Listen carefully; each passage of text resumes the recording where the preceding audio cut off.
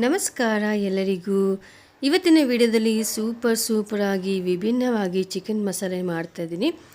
ವಿಡಿಯೋನ ಕೊನೆವರೆಗೂ ನೋಡಿ. ನಮ್ಮ ವಿಡಿಯೋಸ್ ರೆಸಿಪಿಗಳು ನಿಮ್ಗೆ ಇಷ್ಟ ಆಗ್ತಾ ಇದ್ದರೆ ವಿಡಿಯೋಗೊಂದು ಲೈಕ್ ಕೊಡಿ, ಹಾಗೆ ಶೇರ್ ಮಾಡಿ ಮತ್ತು ಸಬ್ಸ್ಕ್ರೈಬ್ ಮಾಡೋದನ್ನು ಮಾತ್ರ ಮರಿಬೇಡಿ. ಮೊದಲು ಒಂದು ಬಾಣಲಿಗೆ 3 ಸ್ಪೂನಷ್ಟು ಎಣ್ಣೆನ ಸೇರಿಸಿದ್ದೀನಿ. ಹಾಗೆ ಎಣ್ಣೆ ಬಿಸಿ ಆದಮೇಲೆ ಅರ್ಧ ಸ್ಪೂನಷ್ಟು ಕಾಳು ಮೆಣಸನ್ನು ಸೇರಿಸಿದ್ದೀನಿ. ಹಾಗೆ ಜೊತೆಯಲ್ಲಿ ಸ್ವಲ್ಪ ಬಿರಿಯಾನಿ ಎಲೆ, ಹಾಗೆ ಚಕ್ಕೆ ಲವಂಗ ಮತ್ತು 2 ದೊಡ್ಡ ಸೈಜು ಈರುಳ್ಳಿನ ಸೇರಿಸಿದ್ದೇನೆ. ಈರುಳ್ಳಿ ಸ್ವಲ್ಪ ಬ್ರೌನ್ ಆಗೋ ತನಕ ಚೆನ್ನಾಗಿ ಫ್ರೈ ಮಾಡ್ಕೊಳ್ಬೇಕು.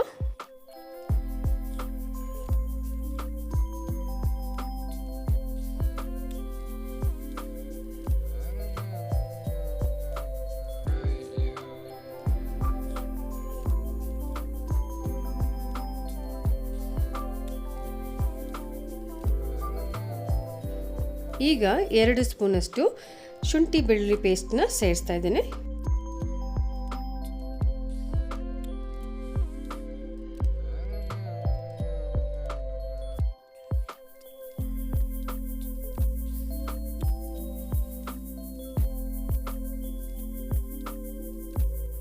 ಒಂದು ಸ್ಪೂನಷ್ಟು ಅರಿಶಿನ ಪುಡಿ,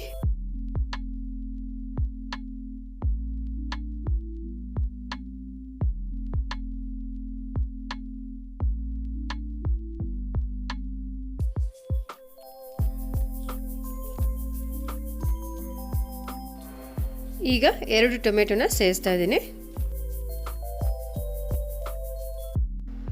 ಟೊಮೆಟೊ ಹಾಕಿದ ಮೇಲೆ ರುಚಿಗೆ ಬೇಕಾದಷ್ಟು ಉಪ್ಪನ್ನು ಸಹ ಸೇರಿಸ್ತಾ ಇದ್ದೀನಿ.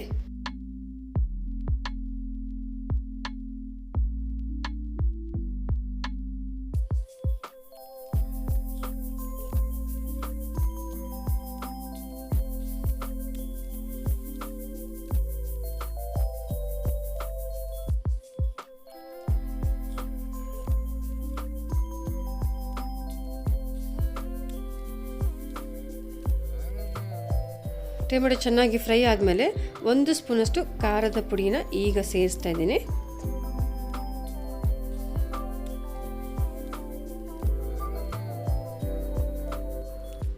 ಒಂದು ಸ್ಪೂನಷ್ಟು ಧನಿಯಾ ಪೌಡರ್, ಹಾಗೆ 1 ಸ್ಪೂನಷ್ಟು ಗರಂ ಮಸಾಲೆ, 1 ಸ್ಪೂನಷ್ಟು ಪೆಪ್ಪರ್ ಪೌಡರ್, ಹಾಗೆಯೇ ಮತ್ತೆ 2 ಸ್ಪೂನಷ್ಟು ಖಾರದ ಪುಡಿನ ಸೇರಿಸ್ತಾ ಇದ್ದೀನಿ. ಸೊ ನಾವು ಖಾರ ಜಾಸ್ತಿ ಯೂಸ್ ಮಾಡ್ತೀವಿ, ಆದ್ದರಿಂದ ಖಾರದ ಪುಡಿನ ಜಾಸ್ತಿ ಸೇರಿಸಿದ್ದೀನಿ. ನೀವು ಖಾರ ಕಡಿಮೆ ತಿನ್ನೋದಾದರೆ ಖಾರದ ಪುಡಿ ಮತ್ತು ಪೆಪ್ಪರ್ ಪೌಡ್ರನ್ನ ಕಮ್ಮಿ ಹಾಕ್ಕೊಳ್ಳಿ.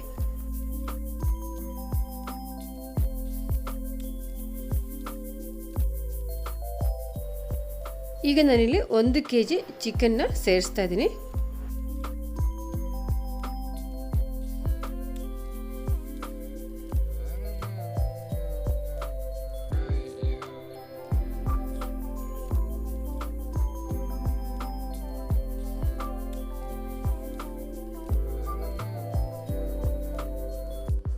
ಈಗ 1 ಕಪ್ ಮೊಸರನ್ನ ಸೇರಿಸಿದ್ದೇನೆ.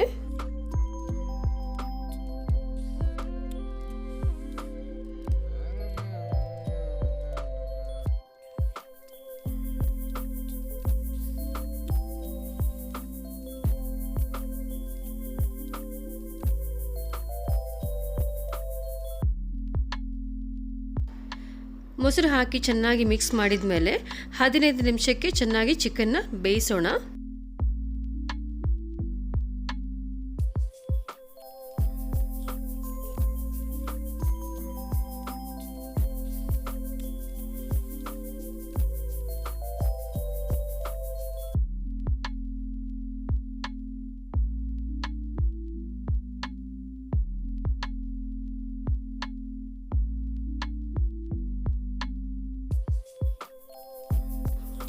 ಸ್ವಲ್ಪ ಗ್ರೇವಿ ಟೈಪ್ ಬೇಕು ಅಂದರೆ ಒಂದು ಅರ್ಧ ಸ್ಪೂನಷ್ಟು ನೀರನ್ನು ಸೇರಿಸ್ಕೊಳ್ಳಿ.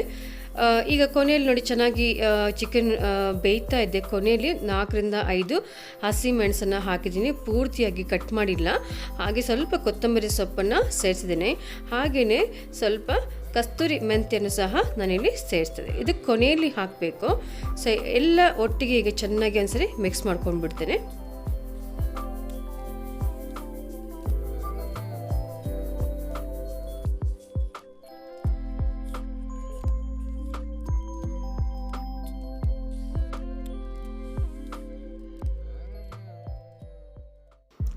ನೋಡಿ ಸೂಪರಾಗಿ ಒಳ್ಳೆ ಗ್ರೇವಿ ಟೈಪಲ್ಲಿ ಚಿಕನ್ ಮಸಾಲೆ, ಚಿಕನ್ ಗ್ರೇವಿ ಅಂತಲೂ ಹೇಳ್ಬೋದು, ಚಿಕನ್ ಮಸಾಲೆ ಅಂತಲೂ ಹೇಳ್ಬೋದು. ಸೂಪರಾಗಿ ರೆಡಿಯಾಗಿದೆ. ಸೊ ನೋಡಿದ್ರಲ್ಲ, ತುಂಬ ಸುಲಭವಾಗಿ ಈ ರೆಸಿಪಿನ ಮನೆಯಲ್ಲಿ ನಾವು ಮಾಡ್ಕೊಳ್ಬೋದು.